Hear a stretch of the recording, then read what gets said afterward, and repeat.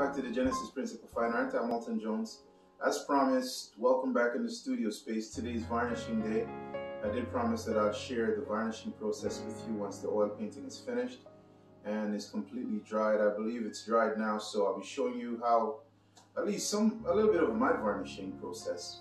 And so I hope you learned something from that. What should I say? Yeah, I'm working without an assistant, so some of the angles may not be the most ideal, but I'll do my best to try and catch all the proper angles of the painting where the light is shining in, so you can see how the varnish covers and how the painting reacts to the varnish effectively. With that said, I'll see you back on the canvas. Roll tape.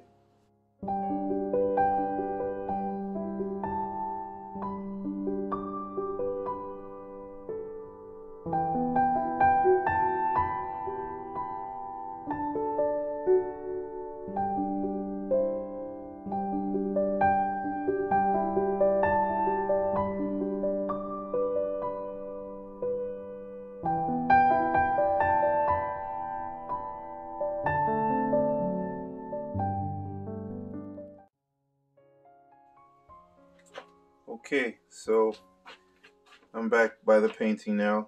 As I said, I'd share the varnishing process with you all, so you can learn how that's done and maybe have some experience in getting yourself ready to varnish your painting when you get to that point. I have a few things here that I'll share with you, things that I need for varnishing the painting. So this is a painting. I'm just showing over top of it while it's on the side, or while it's laid flat. Okay, so these are the things that I need to varnish this painting. I have my varnish here, and this is a self-made varnish, so it's a 50-50 self-made varnish. 50-50 meaning it's 50% matte varnish and 50% gloss. That's what that's made from, and that reduces the amount of glare that is reflected from the painting to the eye when the painting is under light.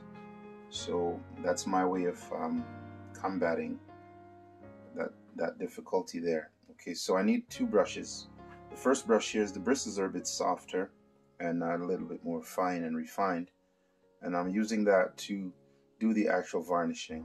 Second brush back here, I use this one to remove the dust, for getting the dust off the painting. So that's what that one's for. And this is my container that I keep my varnish in. This is my container where I pour my liquid in to varnish the painting. This is my own concoction. It's something I made. You can just use a bowl if that's what you have, but I made this. This is magnetized so that it can flip from side to side and rotate the way I want it to. And so that's what that's about. I got a rag back there, a clean cloth that I use to remove any excess varnish that's dripped off on the side and things like that. These are just my brushes and a few of my brushes and things that I use for painting. Now, so back to over to the painting. On the board here where I do have the painting, or on the table here where the painting is, if you can see in the back here, I have a small level.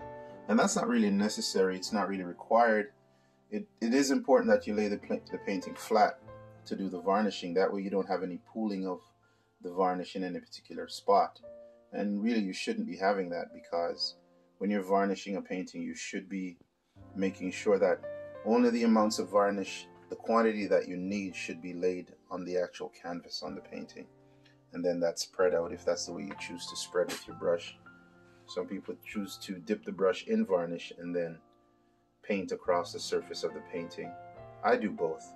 Sometimes I dip the brush, sometimes I pour the varnish directly on the canvas and then spread my varnishing with my brush that way.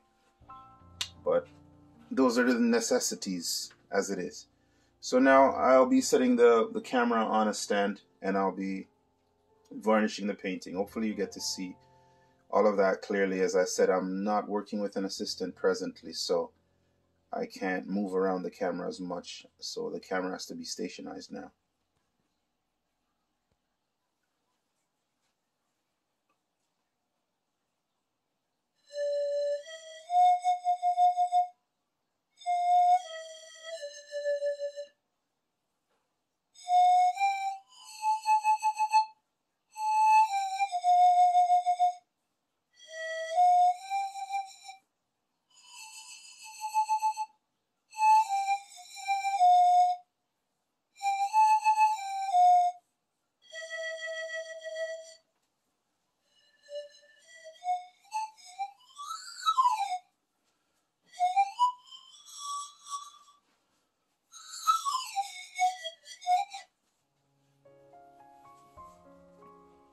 Okay, let's get going here. So the first step is clearing all the dust from the painting, making sure the surface is clean. Hopefully you can see that.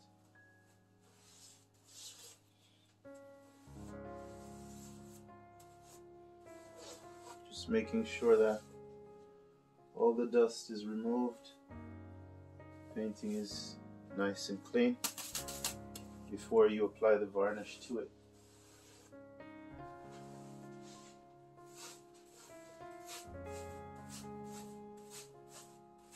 Well, first and foremost, the most importantly, make sure the painting is actually dried, that it is dry.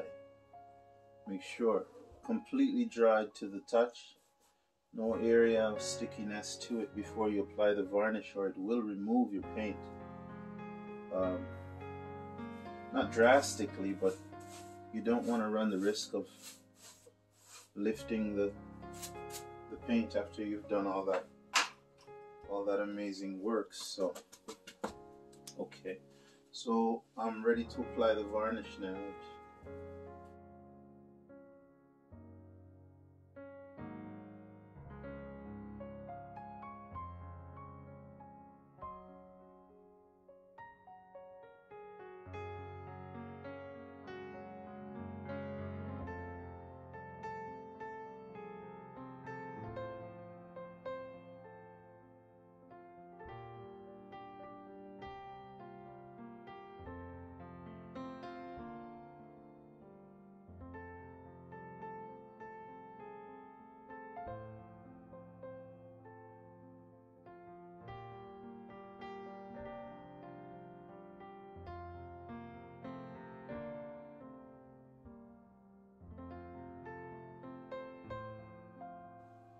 At this point, I'm just pouring the varnish directly onto the painting and spreading it out evenly across the surface. And do check your brush to make sure that the color is not being removed by your brush and the varnish. Just double check to make sure that the painting is dry.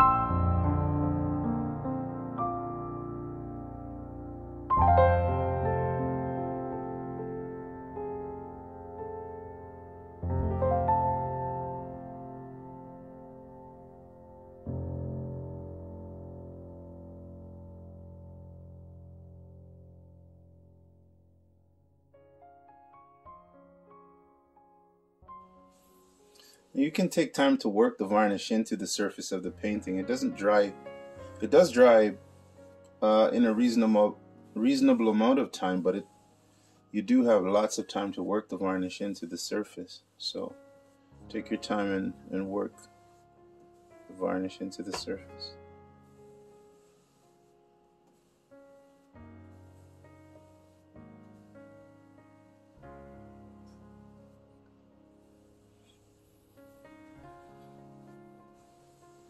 If you do notice, the colors are a lot more saturated now and deepen with vibrancy as the varnish is applied. So the varnish, it also protects your painting, but it also enhances the colors of your painting, or revitalizes the colors of the paint, because those colors were actually painted already. Because of the maybe depending on what you're using, if you're using solvents, white spirits, some areas of your painting may go matte, and so when the varnish is applied, it does even out those surfaces again, those areas of colors again, and unifies the painting somewhat. So you will notice a greater level of vibrancy with the painting once it's varnished. And also spread your varnish in both directions, not just in one direction, both directions, just to make sure you're evening out the entire surface of the painting and saturating all of the dry areas with varnish.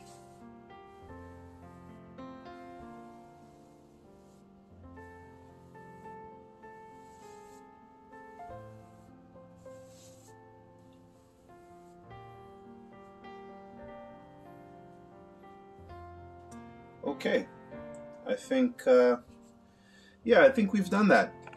I think this one's finished. So now I'm just going to leave it on the table here and let it dry naturally on its own time. Thank you for watching. Hopefully you learned something from that and enjoyed. See you in my next video. Take care.